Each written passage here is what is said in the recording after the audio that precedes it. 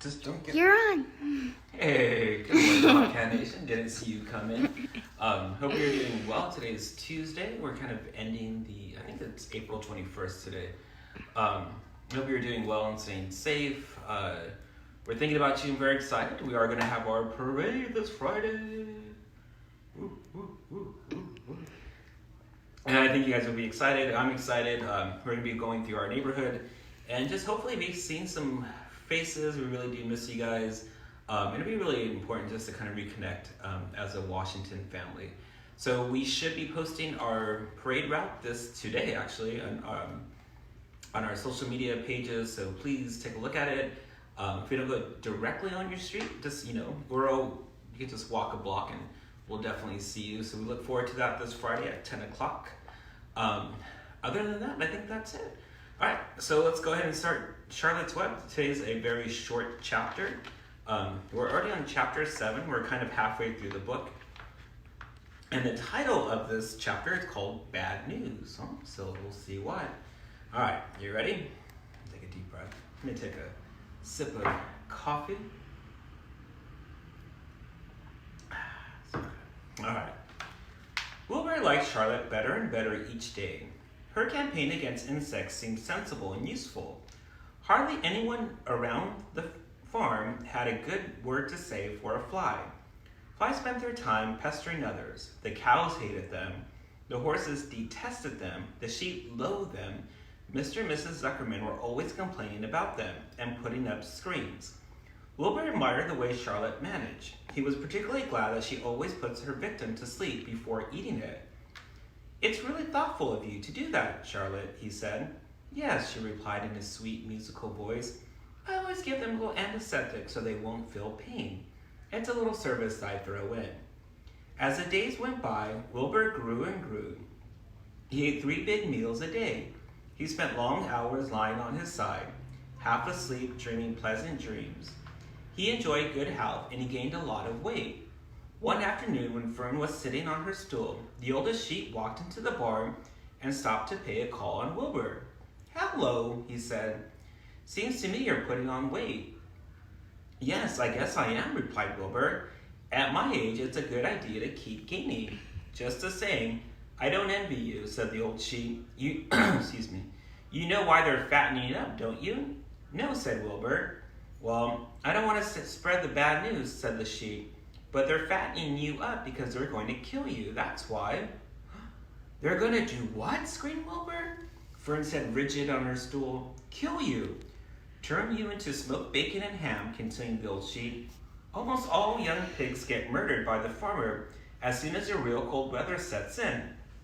There's a regular conspiracy around here to kill you at Christmas time. Everybody is in on the plot. Lurvy, Zuckerman, and even John Arable." "Mr. Arable?" sobbed Wilbur. "Fern's father?" "Certainly. When a pig is to be butchered, everybody helps. I'm an old sheep and I see the same thing. Same old business, year after year. Arable arrives with his 22's a gun, and shoots the..." "Stop!" cried Wilbur. "I don't want to die. Save me, somebody, save me." Fern was just about to jump when a voice was heard. "Be quiet, Wilbur," said Charlotte, who had been listening to this awful conversation. "I can't be quiet," screamed Wilbur, racing up and down. "I don't want to be killed. I don't want to die." "Is this true, what the old sheep says, Charlotte?" "It is true that they're going to kill me when the cold weather comes." "Well," said the spider, plucking thoughtfully at her web. The old sheep had been around this barn a long time. She had seen many a spring pig come and go. "If she says they plan to kill you, I'm sure it's true. It's also the dirtiest trick I've ever heard of, what people don't think of." Wilbur burst into tears. "I don't want to die," he moaned. "I want to stay alive right here in my comfortable manure pile with all my friends. I want to breathe the beautiful air and lie in the beautiful sun." "You're certainly making beautiful noise," snapped the old sheep. "I don't want to die," screamed Wilbur, throwing himself to the ground. "You shall not die," said Charlotte briskly. "What, really?" cried Wilbur. "Who's going to save me?" "I am," said Charlotte. "How?" asked Wilbur. "That remains to be seen." But I'm going to save you, and I want you to quiet down immediately. You're crying in a childish way. Stop your crying. I can't stand hysterics. And that is the end of the chapter. All right, so the next chapter is called A Talk at Home. That's an interesting, kind of a sad. So Wilbur realizes that the reason why they keep feeding them because they want to get them nice and big so they can kill them and eat them. I know that sounds kind of harsh and cruel, but it is kind of the natural cycle of life, right? I just had chicken sausages and, a little bird had to die for that to happen. All right, so let's go take a look in the garden. There's a snail. I know, there might be snails. But I don't like snails. No, there's no snails, okay? Yeah, there is. I got rid of them all. Oh, it's such a beautiful day. There's a snail right there. You're fine. Now, come on, we're live, child. All right. So let's see if we can find any insects today. There should be a lot out. It's a beautiful day today. The weather's going to be really warm come this weekend. It's going to be like in the 90s.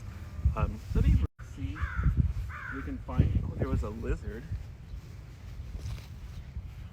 Let's see. There's tons of bees working. And there's usually hummingbirds, but we can't find any so far. But if we're quiet, we can just watch the bees work. There's tons of them. There's tons of them. So the bees are busily working. All right. All right, Bobcat Nation. I hope you're doing well. Stay safe. I will see you I will speak to you on Thursday. We'll read another chapter of Charlotte. Enjoying the book. And that's it. Stay safe. Make sure that you're visiting your Google Classrooms, staying active. Hopefully I will see you on our parade this Friday. I can't wait. I'm looking forward to it. And that's it. Peace out. Keep it real.